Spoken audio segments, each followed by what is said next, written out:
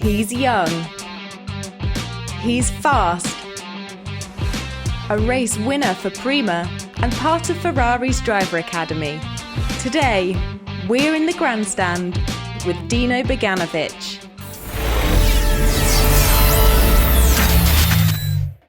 Dino, hi. Hello. How are you? All right? All good. How are you? Yeah, excellent. Thank you. Nice to see you sitting in your rig. Yes, of course.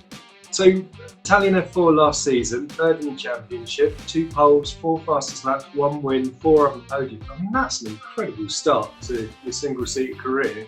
How does it feel from your side?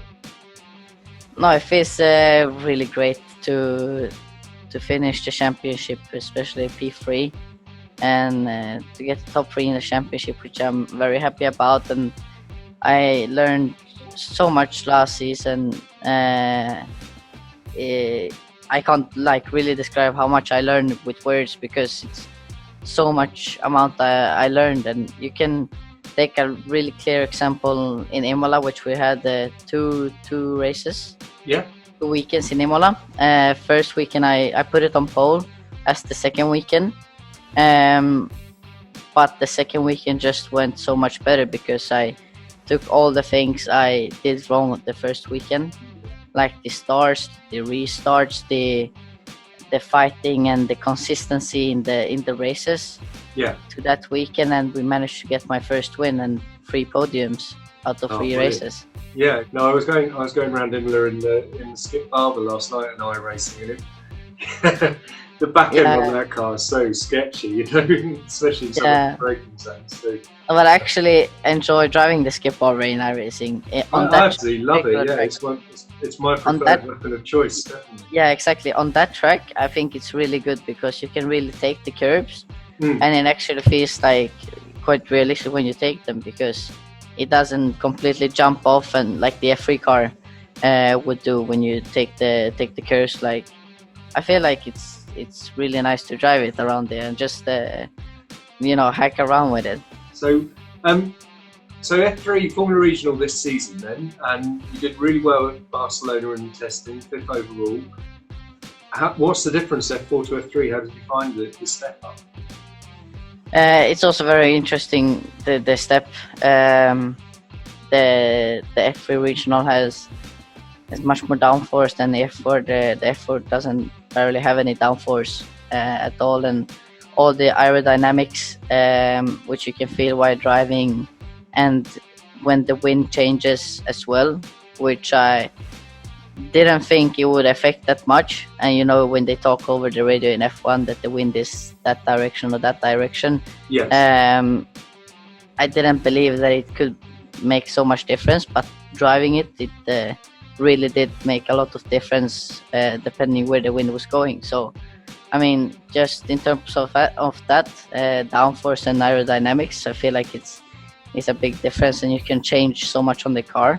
Yeah. Which is very interesting, and I'm really involved in what they're changing and how to make the car go faster. So I make all the notes, what we are changing, and then we can use it for another time if I feel the same thing with the car, which worked last time.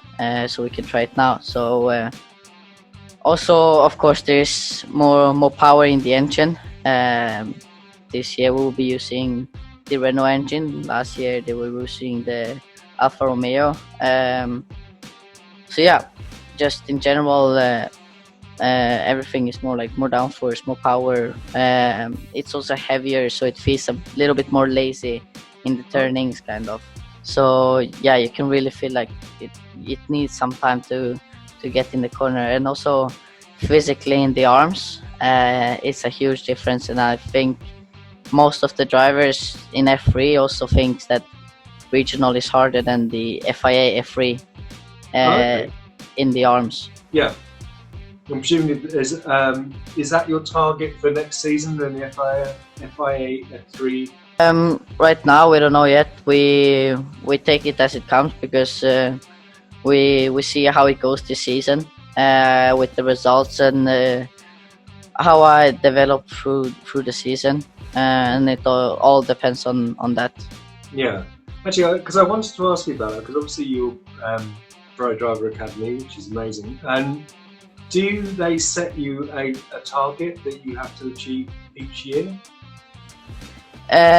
No, it all depends. Like I'm a rookie again this season, as I was in F4. So it all depends now. Also, when they put two championships together, and it will be such a competitive championship, because it comes drivers not only from Italian F4 or Italians who have already been in the category. There will come drivers from all around the world, like from F4 series all around the world, like French F4, English, German, American. So every kind of F4, and also Euro Formula. There will be some drivers coming from there to this category. So I mean, it will be a really competitive championship, which I'm very happy about, and there will be a lot of drivers, as I've heard. So it will be really fun, I think, a fun season to watch and to be in it. Yeah, and you're definitely helped out by being with Prema, obviously, who are, I mean, just a powerhouse of a team across all the junior categories. So how did you feel when you told for last season that you were going to be with Prema in F4, and then obviously for this season as well? It feels really amazing to be in the Prema family, in the Prema team. So stepping up from F4 with Prema to Formula Regional feels really good. They have a lot of experience, not only in the category but also driver-wise. When you're a rookie, how to think and how to work with a rookie, and the way they're working with the drivers is really good, and the relationship with the drivers, which I'm really happy about, and I'm really happy about staying Prema mostly because of that. Yeah, I wanted to ask you actually, if you did make it to F1, and obviously that's your dream, and you know, I'm certainly hoping that's what you can do.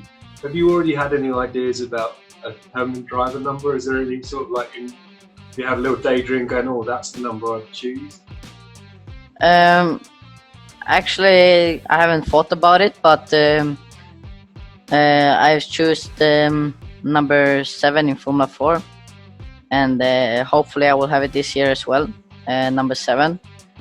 In early days in karting, I was using number 22, so I guess it's between those two numbers. Yeah. And also, I really look up to Charles Leclerc, so that is a second choice, kind of. Number 16, as I used in the German Championship last year in Formula 4. Well, he'll still be in F1 by the time he'll get there anyway. So you won't be able to steal his number. Yeah, I will tell him to change it then. So how's it been then moving? Because you've moved to Italy. Is it just recently you've just moved?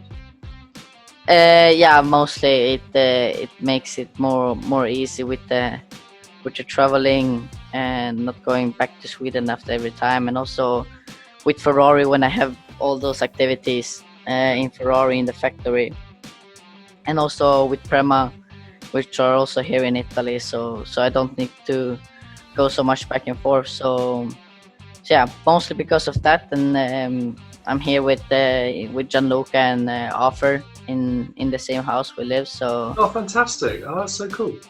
Yeah, it's really nice to have some company, and also with them I feel really comfortable, and also to have the 1 and 2 in the championship I'm gonna drive in. It feels good as well. No, that's brilliant. Yeah. And presumably Ferrari have had to give you some, or Prema give you someone to teach you, how to cook nice healthy meals to keep yourself in shape and fit and stuff. Yeah, of course. Yeah, but I was actually cooking quite a lot when I was at home, because my parents were working for quite long during the day, so I was making the dinner most of the time when I came back from school. So just wanted to ask you how you ended up with Ricardo as your manager, because I mean, obviously Swedish touring car legend, but how did that come about? Joachim Ward and Ricard have had contact for a few years, I would say, before me and my family actually knew they were working together. And they told us. So he have had an eye on me, and they have always talked about me, and when I take the step from karting to F4. So yeah, it's been between Joachim Ward and Ricard, as I say. So he have been working with other drivers as Gustav Malja, helping him, and of course it's really good to have Ricard, because he's working really hard for me and doing everything for me, and really a lot of people know him in Sweden, so you have a lot of contact. So yeah, it's great to have Ricard with me on this journey, and yeah, then when we moved up from karting, we met Ricard. Actually, the last year I was karting, we met Ricard just before the season. Actually, the first time I met him was on a national Swedish camp with the national team. So he was there for me, talking about his career, and he was actually there for me, which I got told 3 months later that he was actually there for me to meet me. And yeah, I was a bit shy then, but now it's all good. Obviously, your birthday's next week. What's on the wish list, and what did you get for Christmas? Actually, for my birthday, I don't really wish anything. It's been so tight, I haven't really thought about it. I've been doing so much stuff, but I think I will celebrate my birthday with Marcus Armstrong and Arthur Leclerc on the bicycle. Nice.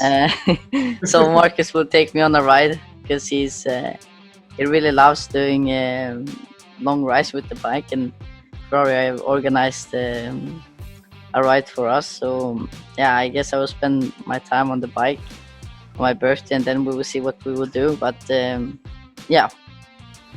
Obviously, you're getting into the Driver Academy and stuff. So, is there the sort of prospect of an older F1 car at Fiorano being sort of dangled over your head if you win the championship? You'll have a big round of I wish.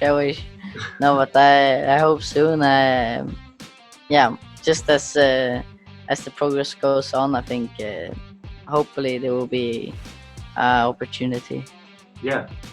Well, I mean, yeah, we can't wait, because I mean, your results over the last 3-4 years speak for yourself. You're just obviously a highly talented driver. Incredibly quick, and we're really excited to see what you can do. Hopefully, we can have another chat later in the year. Yeah, for sure. Well, thank you so much for your time today, mate, and all the best. Thank you very much. Season. Take care. We'll speak to you soon. Thank you. Bye-bye. Thank you. Bye-bye. Thanks for watching Grand Prix Grandstand TV. If you enjoyed this, drop us a like and hit subscribe for more videos. Visit gpgrandstand.com for more interviews and single-seater content.